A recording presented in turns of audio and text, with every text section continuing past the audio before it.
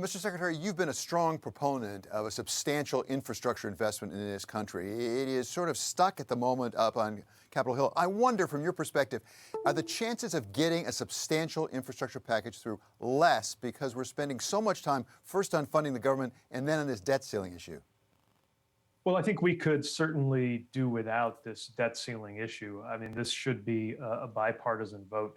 Certainly, there should not be a filibuster of the full faith and credit of the United States, but it sounds like there's progress there. What I will say, though, is that the momentum behind this infrastructure package, I think, really transcends a lot of the other politics of the day. You can see that in the bipartisan vote that helped get it to this point. You can also see it around the country. You know, people everywhere are very much mindful of how America has fallen behind and how America would be better off if we invested in our roads and bridges and our ports and airports, new forms of infrastructure like internet access. That is the president's vision, and that we have this rarest of things, which is Democrats and Republicans, even in Washington, agreeing that we've got to do it. That's why I think it's going to happen. And at the moment that the president signs it, my department will be getting to work making sure that we can responsibly deploy those taxpayer dollars, which will obviously be a major task and a welcome task for us to work on. In order to get important things done in Washington, you have to have politics. Some people think it's a dirty word. It's actually what we have in a democracy. But how important is it to get that infrastructure done this year? Because next year, as you know, is an election year. Well, look, the right time to do something like this was always yesterday. We're dealing with the consequences of about 40 years of disinvestment in the infrastructure that we count on to stay competitive. And again, I think there's an awareness of that really cuts across politics. So, we definitely need to get this done. The sooner that legislation is done, the sooner we can get to work and actually work with our state and local partners and get those dollars out to where they need to be. So let's talk about some of the aspects of infrastructure specific to your department. And let's talk, first of all, about what I think I can call a crisis with our ports right now on the West Coast and the East Coast, when we have all those ships lined up trying to offload. And by the way, we don't have the trucks to get the stuff off the ports anyway. What can you do about that problem? So this is a challenge that really stretches across the entire supply chain. If you think about it, if the ships are there, then actually the ships are not where the entirety of the issue lies. It's really everything in between. In addition to issues in shipping, it's everything in between that ship that's waiting for its chance to come into port and the shelf where that product is supposed to wind up in the end. That means the ports themselves. It means rail. It means trucking. It means everything in the movement of those goods. And we do believe there's a role for the federal government to play to help smooth out some of these supply chain issues. It's largely a private sector system. But when the president signed the executive order early this year, when we brought together the White House task force on supply chain disruptions that's working as we speak to continue addressing these, what we found is that we can play a role as a kind of honest broker, bringing together a lot of the key players in order to take away some of the obstacles to things moving smoothly. For example, the ports of LA and Long Beach recently announced an expansion in access and their hours. That's one thing that can reduce the bottlenecks. We are funding, of course, as a department, a lot of work on the rails, on the roads, and supporting trucking, which is also a big issue. We've got some real challenges on the labor side with the turnover of truck drivers that can make it harder to get goods to where they need to go. So yes, it's complex. Yes, it's global. Yes, it's largely private sector. But we know that there is a lot that we can do in this administration. And that's exactly what the White House has been challenging my department and other departments to step up and do. When we read the media, and I understand media sometimes can overhype it, we hear about that Christmas might be in jeopardy. By the way, not just the United States, we read about it in Germany as well. What is the risk that we will not have the goods on the shelves for Christmas? Well, look, what we know is that there are short-term actions that we can take that are making a difference already. We just saw, for example, a considerable reduction in the dwell time on rail, the transfer to rail at those ports of LA and Long Beach. By the way, those two ports alone represent about 40% of our containerized traffic. Some of this is a bigger picture, longer term issue that's going to take years and years to address. It goes to the very foundations of how our trade works. But what we're seeing is that piled up next to an issue created by the recovery from the pandemic. We have record traffic at some of these container ports. Part of what's happened is as people's incomes have returned, they're spending that income less on things like going to crowded theaters or restaurants compared to on physical goods, which puts a lot of pressure on our shipping and supply chain resources. So these challenges are definitely going to continue in the months and the years ahead. But we're wasting no time in taking steps that are going to make a difference right away.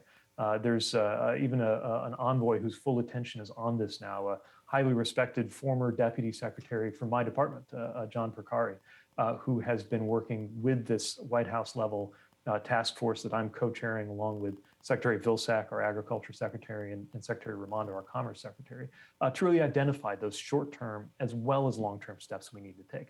The last thing I would add is just this is one more reason why we do need to deliver this infrastructure package so that we can have a more resilient and flexible physical infrastructure to support our supply chain in this country. Just exactly what I was going to ask, because as you suggested, there's a short term and there's a medium or long term aspect to this.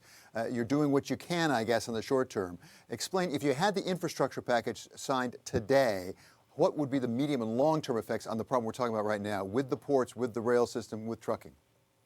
Well, what we would have is a system that could more flexibly adapt to the challenges of tomorrow. I don't think anybody could have seen the level of impact, negative impact that the COVID pandemic had, but also a lot of the challenges are actually from the level at which income bounced back. And so as you have these shocks and fluctuations, and we don't know by definition what some of the future ones are going to be, what we do know is that when we invest in our ports, and there are billions to support our ports in this package, when we invest in rail safety and efficiency, when we invest in the roads that our trucks go on, and by the way, we should be investing in the labor side. In fact, right now we're teaming up with the Department of Labor to support pathways to apprenticeships to help support that need for more people in the trucking profession.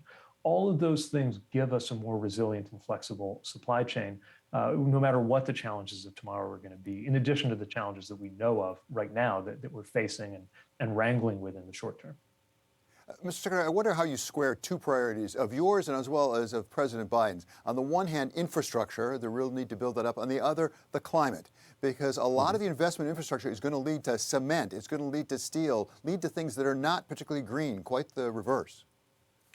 Here's how I think of it. So transportation in the U.S. economy is the single biggest contributor of greenhouse gas emissions. Now, to me, that means we have to be and can be one of the biggest parts of the solution. And one of the exciting things about the president's vision, and I think about this infrastructure package and the companion, the rest of the Build Back Better agenda, is it breaks this idea that you got to choose between economic activity and infrastructure or doing the right thing on climate, and really fuses them together. A good example is the investments we're making in electric vehicle charging infrastructure. We know that in order to meet our goals and meet our needs for electrification of cars and trucks, we got to have more of a charging network around this country, and the bill contains the provisions to do just that. There are extraordinary things happening in unsexy areas of infrastructure development like cement and concrete. You mentioned finding actually carbon negative ways to do that.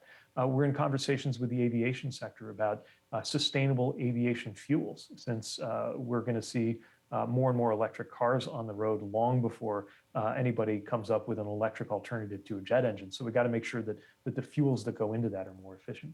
We have to regard transportation policy and infrastructure policy and climate policy as really being one and the same. And you're going to see that reflected as we prepare for the international COP26 talks in Glasgow next month, and really throughout this administration in this decade.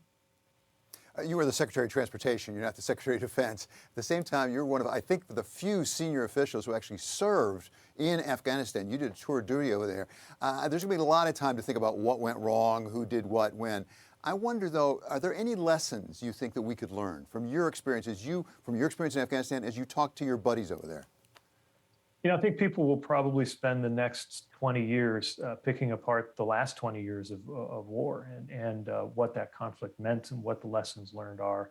I've been thinking about it largely in personal terms, being in touch with friends who were there, thinking about how it shaped the course of our lives, how the chain of events that began 20 years ago with 9/11 changed everything for my generation, including the fact that so many of us went to Afghanistan and served there. This is, I think, something that we will, I think everybody in my generation just assumes everybody understands as kind of a founding or foundational event. Now that I'm a parent, I'm thinking about the fact that 9/11 will be as distant to my children as the Kennedy assassination was to me and somebody born when I was. And so we've got a lot of work to do, I think, to absorb the lessons of everything that's happened in the last 20 years. And again, I think about it mostly just in terms of the faces of the people that I was with over there, Afghan and American.